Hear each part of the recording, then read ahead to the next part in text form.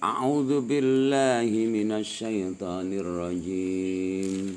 Bismillahirrahmanirrahim. Ya ayyuhan nasu kulu mimma fil ardi halalan tayyiba wa la tattabi'u khutuwatis syaitan innahu lakum aduwwum mubin. Innama ya'murukum bisyu'i wal fahsya'i wa an taqulu 'ala Allahi ma la ta'lamun. Wa idza qila lahum muttabi'u ma anzalallahu qalu bal nattabi'u ma alfayna 'alaihi aba'ana. Walau kana ba'uhum la ya'kiluna syai'a wa la yahtadun. A'udzu billahi minasyaitonir rajim. Wa nazalalan temurun fiman ing dalem wong harrama kang ngaramna sapa man asawaiba ing pira-pira sawaib. Saiki Banten. Sawaib ki jamak lafat saibatun sawaib. Sing dimaksud sawaib dalam kebiasaannya orang Jalia itu adalah unta atau hewan unta yang dinadarkan untuk disembelih untuk penyembahan terhadap berhala. Ya kaya nang ngene ya Banten. Wa nahwi lan sebadane sawaib. Jadi ini nantinya akan menyia-nyiakan harta. Unta yang dipersiapkan untuk sebagai sesembahan. Kaya nang budaya Jawa iki dilarung. Misalnya suranan untuk persembahan kepada Nyai Blorong apa di pinggir segara. Belek kepala nang kene kebanyakan kerbau ya, kerbau. Sembelih. Terus kepalanya dilarung, dibuang gitu. Ya ayyuhan nasu eling menungso. Kulu padha mangan sapa sira kabeh mimma saing perkara fil ardi kang tetep ing dalam bumi halalan hale tingkah halal. Halun utawi halalan bihal thayyiban kang bagus. Sifatun uti thayyiban dadi sifat muakidatun kang nguat-nguati. Mustalidan tegese kang duweni rasa enak. Kang matuk. Dadi halalan thayyiban. Kulu min thayyibati. Jadi makanan yang sudah halal tapi juga bagus matuk. Wala tattabi'u lan ojo anut sapa sira kabeh khutuwatis syaitan ing langkah-langkah. Turuqa syaitan iki dalan-dalan setan. Tajzina tegese pepai sesetan. Ina utem setan iku lakum kadu sira kabeh ku adun mungsuh mubinun kang pertela bayinul adawati tegese kang pertela permusuhan. Makanlah kamu di bumi ini dengan halal tur bagus. Bagus iki matuk. Krana ana perkara sing halal tapi ora matuk. Dadi enak-enake urip nang donya adalah urip nek mangan ora dipaksa. Kepengen mangan tempe, mangan wae. Kepengen mangan sate, yo mangan wae. Satene sate kambing halal. Tapi kadang ora matuk krana dekne apa? Sakit darah tinggi. Kepengen makane apa panganan sing duweni lemak-lemak kaya nang warung makan Padang. Kowe mikir panganane enak, halal tapi ora matuk krana wedi kolesterolene kumat. Dadi urip enak nang donya, urip iku ora dipaksa. Kepengen mangan kangkung, mangan kangkung. Kowe wedi mangan kangkung krana apa? Krana asam urate kumat. Kepengen mangan bakso mikir. Ya. Apa enak urip sing kaya mangan bakso bae ana duwite. Terus melayu mengkura ganda mangan bakso. Enak ora ana pantangan. Saiki jamane kaya mengkono. Duweni bondo dunya akeh tapi tidak bisa menikmatinya. Maka yang namanya orang kaya itu bukan materinya banyak, tapi orang kaya adalah mentalitasnya kaya. Tidak ada rasa ketakutan lagi, tidak ada pantangan lagi. Untuk apa kamu materi banyak, uang banyak, tapi kamu tidak bisa menggunakannya karena kamu terkapar karena kena penyakit stroke. Ya, makanya kalau sederhana untuk menunjukkan sejatinya kamu itu butuh apa hidup di dunia, kamu dicegrokno nang bengawan tenggelamno, kamu kan cengap saat kowe ditelemno nang jero banyu putih apa? Putih nafas tok. Kanggo men urip. Saat ditelemno nang banyu kowe diwehi tawari emas sekilo enggak nrimo. Diwehi emas sekarung atau duit sekarung enggak mau menerimanya. Yang dibutuhkan itu hanya apa? Hanya nafas saja. Itulah yang namanya orang cerdas. Jadi apa yang diinginkan dia tahu. Tahu yang diinginkan dengan mudah didapatkan, namanya sukses. Materi banyak tapi kue orang bisa nggunakno. Mobil Pajero Al-Fatihah baran mobilnya ya. Zaman saiki mobilnya bagus-bagus. Tapi wudunen terus nggak bisa menikmati. Iya, uangnya banyak tapi kamu terkapar.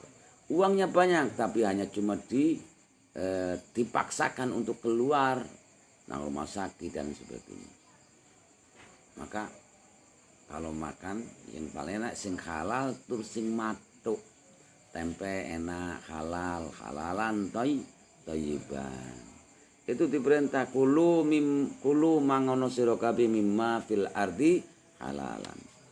Wis ora usah wedi. Karena dari dulu zamannya Nabi Adam sampai detik ini bumi itu dieksploitasi apapun tetap masih memberi stok kepada makhluk-makhluk yang di atas bumi.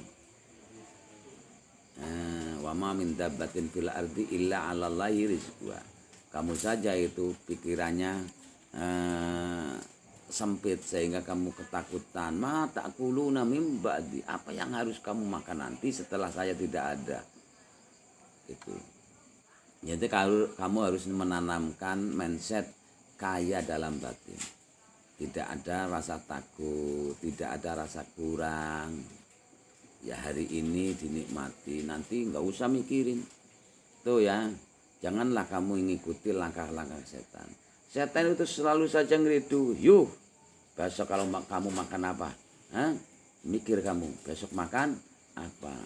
Jadi setan itu selalu memberi pikiran menakut-nakuti sesuatu hal yang belum terjadi. Sebagian besar manusia itu ditakut-takuti dengan sesuatu yang belum terjadi. Yang belum terjadi adalah ya nanti, besok, 2 tahun ke depan, 5 tahun ke depan, kamu sudah ditakut-takuti sekarang. Misalnya dengan ikut duweni cicilan kredit motor. Belum terjadi waktunya saja kamu sudah mikir dan takut nanti jangan-jangan hari nanti saatnya aku nyicil nggak ada uang. Itu khutuwati setan. Akhirnya setan itu ngeridu, kamu kalau ingin punya uang harus kerja keras. Kamu kalau punya uang harus ke dukun. Kamu harus hilang, gitu. Jadi setan itu selalu ngeridu menungso masuk kepada tubuh manusia lewat jalannya darah. Ketika masuk ketemu dengan teman sejatinya siapa? Nafsu kita. Nafsu itu adalah temannya setan. Temannya setan, nafsu atau force, yaitu keinginan. Ya ini akhirnya kamu itu mengikuti polanya setan. Apa? Yaitu menakut-nakuti sesuatu yang belum terjadi. Kalau kamu itu mengikuti nafsu, kamu gedagar-dagar. Maka ada istilah jihad sughra, jihad kubro. Merangi hawa nafsu adalah jihad kubro. Di mana nafsu selalu mengajak sesuatu yang keluar dari koridor kebenaran, kon ngaji turu ya, kon sekolah dolan, itu kamu mengikuti nafsu. Jadi orang kalau hanya cuma menunda kesenangan sesaat saja untuk kesuksesan tidak mau, akhirnya kamu dipaksakan. Hidup selalu dipaksakan dalam keadaan terpaksa. Itu kalau gitu nembus nyadar tuh. Pak saya kurang bojo ngasuh dipaksakan ketika bojone harus ini harus itu, duane anak bocah kayak Samsul umur piro 20 tahun kudu bojo duane anak, kowe mikir ini akhirnya kamu kejungkel-jungkel karena mengikuti nafsu. Ya, mengikuti nafsu, maka jihad kubro namanya, itu merangi hawa. Bagaimana cara? Ini manusia itu ada sesuatu yang Allah paketkan, yaitu untuk persenjataan. Ada yang namanya jiwa. Jiwa itu soul. Jiwa itu soul, jiwa. Bahasa Arab itu anafus. Anafus ya, nafas. Itu jiwa. Di dalam tubuh kita itu ada pikiran, ada force yang nantinya diimplementasikan menjadi keinginan. Bahasa Arab itu hawa. Kalau digandeng hawa nafsu. Hawa itu mengajak kepada sesuatu yang menjauhkan dari kebenaran gitu. Force itu mengikuti nafsu, mengikuti keinginan. Ini sebenarnya senjata yang Allah peruntukkan untuk kehidupan kita, kesuksesan kita di dunia. Dua ini itu seperti suami istri, seperti Samsul sama istrinya. Kemana-mana bareng ya, kemana-mana bareng. Kalau disederhanakan gini, force itu pikiran, lah jiwa itu hati, itu ya untuk memudahkan. Jadi dua-duanya itu seperti suami istri. Kalau hati dioperasikan itu menjadi rasa yang akan memunculkan rasa. Kalau force nafsu itu kalau dimunculkan menjadi keinginan. Ini dua-duanya seperti suami istri. Kalau suami tanpa istri namanya duda. Kalau istri tanpa suami namanya janda. Jadi tidak enak jadi orang menduda. Ya. Jadi makan sendiri, tidur. Itu duda nggak enak. Paling enak itu hidup itu suami istri kemana-mana, happy seperti itu. Itu hidupnya fine, seneng gitu. Karena kemana-mana runtang-runtung suami istri.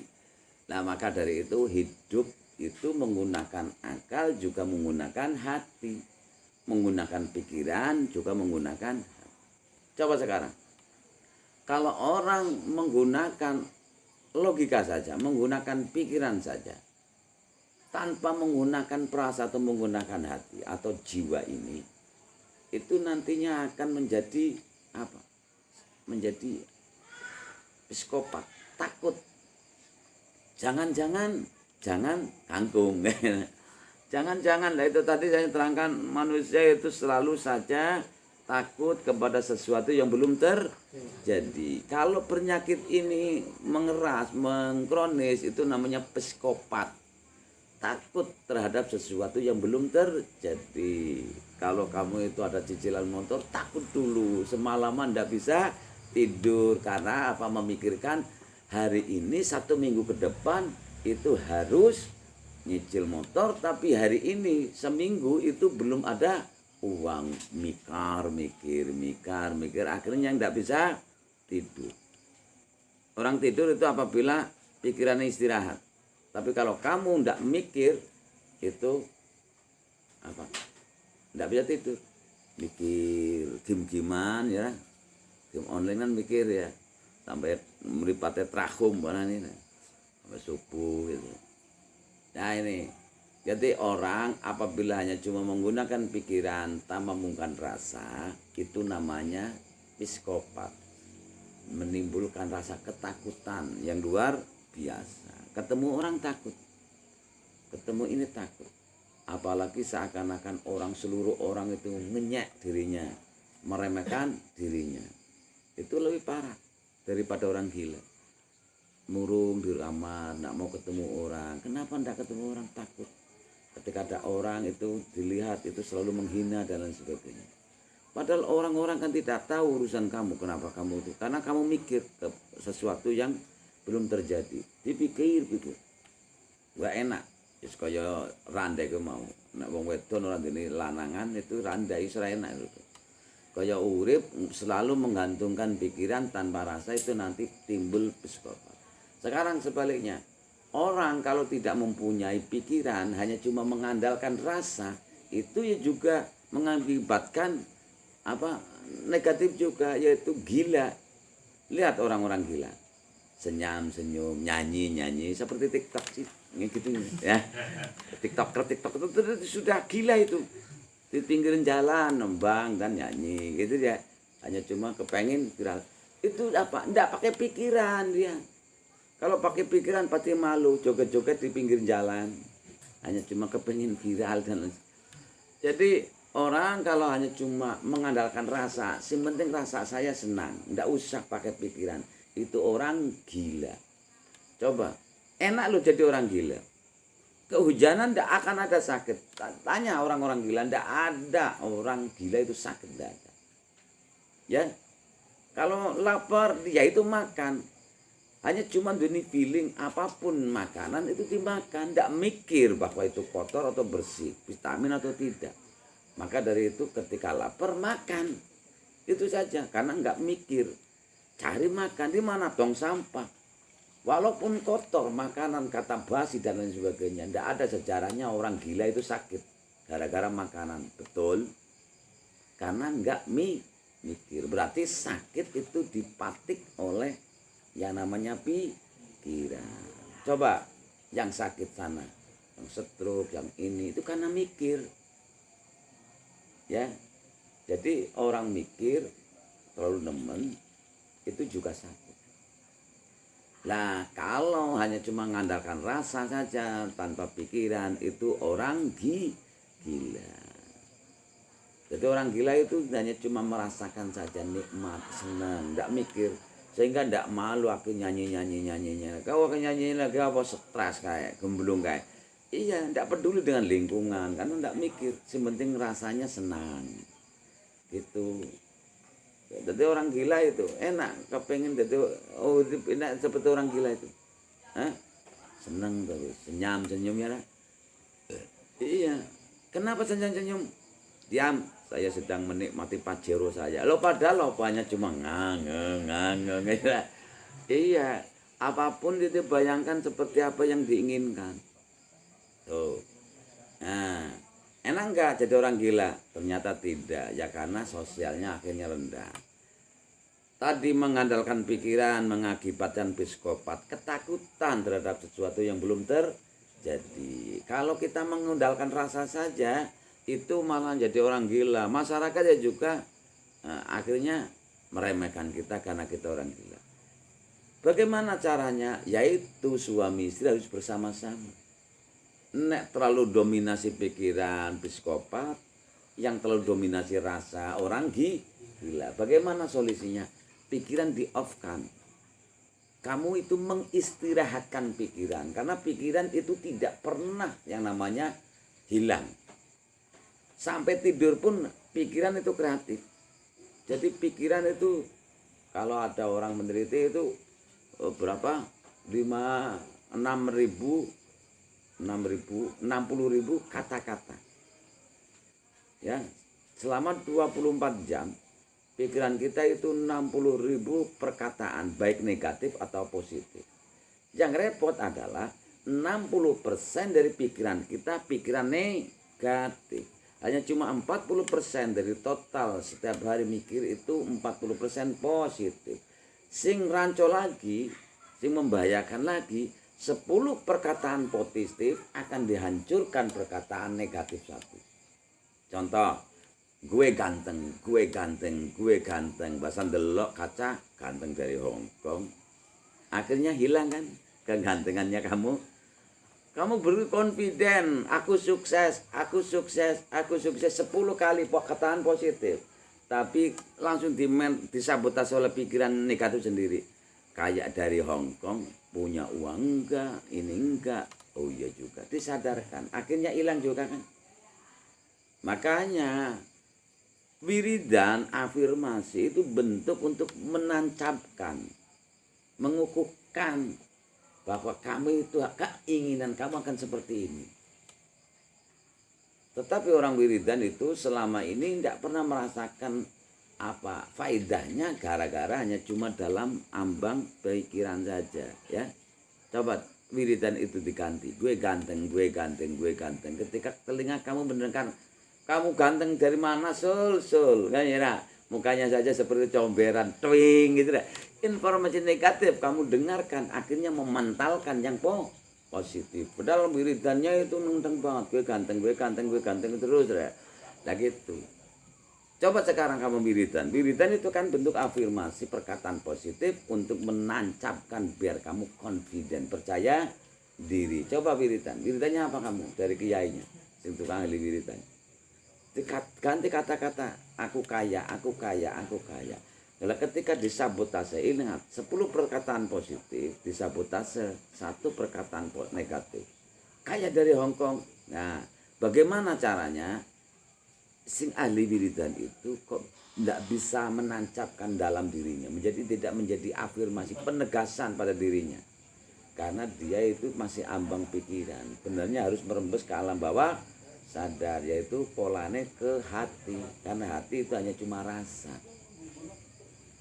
Bagaimana cara? Tidak bisa merembes informasi apapun, baik kamu buat sendiri, gue ganteng atau gue kaya, gue kata, itu informasi yang kamu buat. Atau kamu pergi sowan ke kiai kemudian minta wiridan pun sama, adalah menciptakan informasi pada dirinya yang sekehendak kamu. Itu namanya pemrograman diri. Cara zaman sekarang pemrograman diri itu jadi afirmasi wiridan itu hanya cuma kata-kata yang didesain untuk memprogram ulang diri kamu, karena kamu sudah roncot. Sebenarnya orisinal ya, diri kita itu ketika lahir itu orisinil, seperti dari pabrik langsung, tidak ada virus. Tapi gara-garanya kesalahan kita, akhirnya kita mendapatkan virus. Nah ini cara. Setan itu yang memberi virus. Ketemu koronapsi kita, virus kita negatif. Tadi 60 perkataan, 60% dari total yang dikumpulkan dalam pikiran, perkataan pikiran itu negatif. 40-nya positif. Repotnya 10 perkataan positif dianjurkan 1 perkataan negatif. Bagaimana meng-off-kan diri? Pikiran diistirahatkan. Kemana? Ke pucuk gunung untuk sekedar mengistirahatkan diri. Kemudian lagi apa? Di bawah jembatan untuk mengistirahatkan diri. Terus apalagi Mbah persyaratkan, bawa kemenyan biar harum, biar jangan ganggu. Long di bawah jembatan kan comberan kan, bau pesing, makanya kalau bakar kemenyan itu kan jadi harum. Terus apa lagi? Jangan lupa autan, biar harum dan juga tidak ada nyamuk. Ya kalau ada nyamuk yang tidak konsentrasi kan gitu. Repot amat Mbah. Oh, dukun ini dukun modern. Kalau dulu itu jelas kembang, mandi malam, tujuk sumur ya, mandi kembang tengah malam, itu kan persyaratan dukun kan aneh-aneh kok. Semakin aneh, semakin kamu percaya itu gunanya dukun. Semakin percaya kamu dukun, kita berhasil jadi dukun. Entek kowe sul duitmu teplok terus. Gimana Mbak? Aduh, tadi gimana? Saya ngantuk. Aduh, gagal ini. Terus gimana? Ya besok kesini lagi. Persyaratannya bawa uang, ya juga bawa semuanya ya bro. Akhirnya ayam cemani ini kalau ingin cepat. Cemani. Kan gaya-gaya. Dukun itu pola pikiran sih, penting semakin aneh, semakin mindsetnya itu wah, dukun ini semakin ampuh. Lah iya nek aneh kok cemani terus ini dan semakin aneh. Kamu ingin dukun lagi? Terjebak perdukunan, nggak masuk logika. 99% dukun itu penipu. Kenapa itu hanya mengistirahatkan pikiran harus di bawah jembatan? Kenapa itu hanya cuma mengistirahatkan pikiran harus di pucuk gunung? Lelah-lelah masuk angin dan lain sebagainya.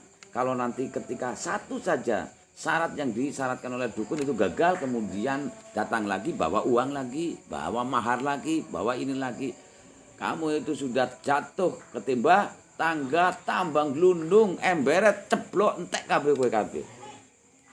Ya karena kamu force keinginan. Selama kamu selamat dibuli oleh alam, tidak usah bergeming. Seperti Nabi Yunus, tidak usah mencari solusi, dekatkan diri kepada Allah saja. Nanti biar Allah sendiri yang menguasai alam semesta ini, dengan konspirasinya alam semesta akan membantu kita. Itu caranya. Gimana? Meng-off-kan diri, nggak usah mikir. Emang gue pikirin, ya? Ini apa ini kamu? Menang jawab, wah tahu juga ya sedang masuk angin. Itu cara ya. Karena harus kemana-mana, suami istri harus beriringan. Tapi repot ketika kamu dominasi istrinya, cerewetnya minta ampun. Hidup kalau mendominasi pikiran ya juga repot ya. Mikir sana mikir sini. Lah kalau kamu mendominasi rasa saja, kamu senyum sendirian seperti orang gila. Makanya pikiran harus tetap ada tapi di-off-kan. Itu contoh seperti ini. Aku kaya. Memberi informasi pada diri kita ketika wiridan. Ketika tadi rumusnya gimana? 10 perkataan positif yang kita ciptakan untuk diri kita atau dari orang lain sama. Diri kita gitu. Kebanyakan orang gini, wah Samsul ganteng sekali. Jangan gitu. Ya itu kamu menolak sendiri. Makanya kesini, wah gak Samsul ganteng sekali. Memang gue, bapaknya siapa dulu. Kayak gitu juga. Diakui. Ya biar langsung informasi itu merembes dalam hati. Tapi kebanyakan sok jaim. Wow Samsul ganteng sekali. Jangan gitu. Jangan gitu lah. Padahal kita ngarep. Itu repotnya. Ya sama ketika informasi kamu ciptakan sendiri, kamu ya harus terimanya. Gue ganteng. Lah pikirannya tepus saja. Kamu sur ngaku-ngaku ganteng dari Hong Kong. Kamu tolak mereka. Cara menidurkan pikiran, mengistirahat pikiran, dia itu jangan dibantah. Kalau semakin membantah pikiran. Coba sekarang, kalau kamu itu beling, ikuti langkahnya. Kemudian ditundukkan pelan-pelan si kuda liar. Pikiran itu seperti kuda liar. Keinginan kuda liar. Jadi kuda, kamu naik kuda liar, sulit diarahkan. Ikuti saja. Ketika itu sudah. Dulu saya di pondok itu seperti itu. Ngomong. Sudah, kamu saya ikuti. Sudah makan bakso. Sudah makan soda gembira. Mau apa lagi kamu? Ingat perutnya hanya cuma itu. Uang banyak. Sudahlah, ya. Terima kasih saya sudah diikuti. Sekarang kamu harus ikut saya. Kemana? Deres. Gitu caranya. Cara menundukkan nafsu. Kamu liar saja. Digerujuk dia tetap turu. Bayar. Panjang kowe kewan. Iya lah. Bodoh karo wedhus. Ya. Mbak. Ya gitu. Dulu saya itu ikuti saja. Bakso. Oke. Saya layani kamu. Inginnya apa? Asal setelah bakso kamu itu ikut saya. Mana? Saya deres lagi, mutola'ah lagi. Gitu. Kamu itu ya, garap ngetokna duit wis mikir. Makan pulsa. Nekat utang mangan daripada orang duweni pulsa. Kamu kalah kalau pikiran, kamu kalah kalau nafsu. Itulah kamu ruginya. Maka cara memerangi nafsu gimana? Kita pakai trik. Di mana aku ganteng. Pikirannya apa? Ganteng dari Hong Kong. Nyatanya seperti ini, seperti itu. Ini sedang proses, bro. Tenang, bro. Oh, proses ya? Iya, tenang saja. Gue ganteng kan? Oh, proses kan? Iya, ini sedang proses. Iya, tapi kamu belum ganteng. Saya ganteng. Ini kamu lah, itu kan rebutan. Ya. Coba sekarang diganti. Aku kaya, aku kaya, aku kaya. Pasti 10 perkataan kaya, kamu nyabotase. Pikiran kamu menolaknya. Kaya dari Hongkong punya orang enggak. Ini sedang proses, Bro. Tenang, Bro. Oh, sedang proses ya. Proses menuju kaya ya.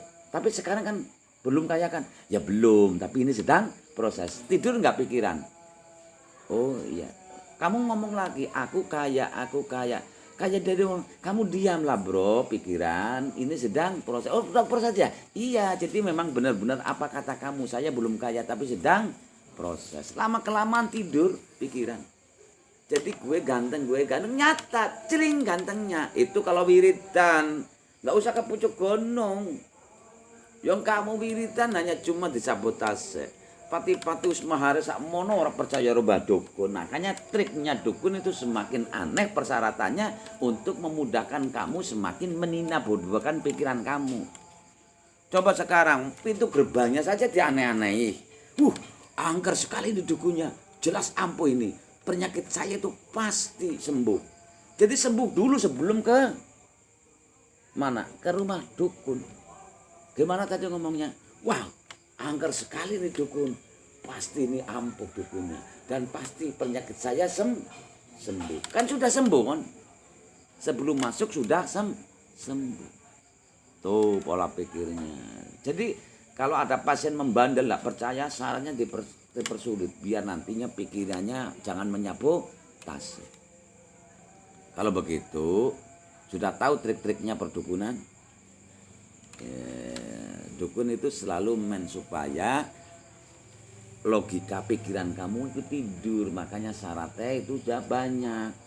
Terus gimana lagi nih Mbak?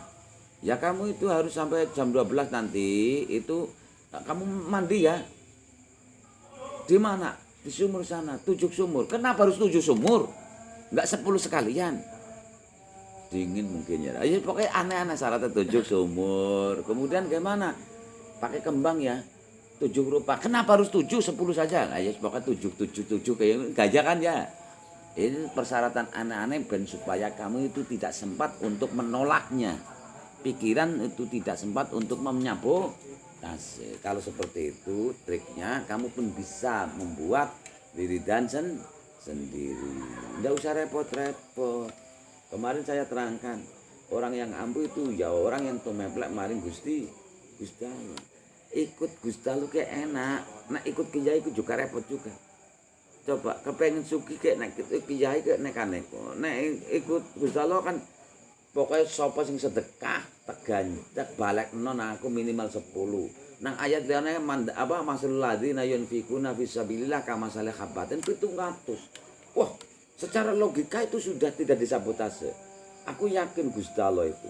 Dan kalau diikuti firman-Nya, nanam 1 butir nanti akan tumbuh menjadi 10 bulir. 10 bulir, setiap bulir ada 100, berarti 700.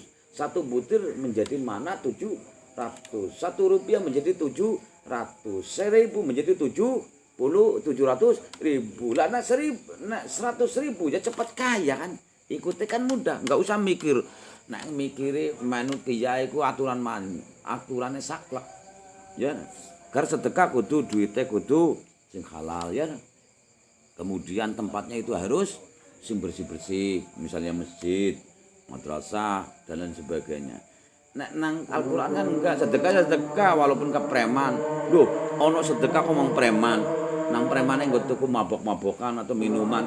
Ya masa bodoh, urusan saya sepenting sedekah mengikuti perintahnya Allah dan cepat kaya. Sedekah kok kepengin kaya. Aneh-aneh kok. Jadi sedekah ya harus ikhlas lah. Kalau gitu Gusti Allah tidak harus ikhlas, tidak harus apa-apa. Terserah kamu motivasinya. Nanti kan lama-lama Allah menyadarkan. Itu beda nak malu kiai ku aturannya saklek ya. Harus gini, harus itu. Itu ya sekarepmu lah. Nah aku santai bae. Aku gara sugih mau wiridan sana wiridan sini itu gara-gara nek kiai. Makanya mayoritas ahli Torah itu goblok. 99% ahli Torah itu goblok. Manut bareng mursyid. Lah mursyid goblok. Goblok kabeh. Iya nak? Nomor situ ku tataran kene, contohnya orang ngaji gara-gara anak kucing diger ya. Sebenarnya ngono tok. Lah bahasa ngono gobloke anak ya. Nah nang ngaji melu penuramane diuger kucing pucune. Ya wis kucing akeh banget diuger. Ya ra semakin akeh jadi semakin ampun itu pola pikir. Jadi wala tatabi utus setan. Setan itu selalu itu mengeridu dan masuk pada diri kita lewat majrur. Ya ayuhan nasu nida munada nidane ya ayun muslah ha tambah munadane annasu kulu fil fa'il fil kulu fa'il dhamir wa jumlah kulu fil fa'il ora ono male di jumlah bidayah mimma jar majrur jar mim majrur ma mualatal malakulu taluke mimma fil arti jar majrur jar fi majrur arti malak taluk malakat dan buang takdir sabata harus sabata. Karena syarat daripada silah mausul harus bercoba jumlah. Fil arti jar majrur jar fi majrur arti mualak taluk malakat sabata kang den buang. Taluk fil arti.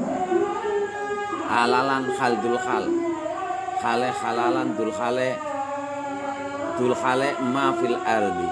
Thayyiban mausuf sifat thayyiban mausuf halalan. Wala tatabi wa istinaf la tatabi lanahi. Tatabiu fil fa'il fil tatabiu fa'il dhamir wawu maf'ul bi khutuwati mudhaf an syaitani mudhaf ilaih jumlah la tatabiu khutuwati syaitan fil fa'il maf'ul bi ora ono mahale di jumlah ibtidayah innahu isime inna khabari inna isime inna dhamiruhu khabari adun jumlah innahu isime khabar ora ono jumlah ibtidayah mubinun lakum jar majrur jar la majrukum walak taluk walake adun ta'alluq lakum mubinun mausuf sifatnya mubinun mausufnya adun wallahu alam. Assalamualaikum warahmatullahi wabarakatuh.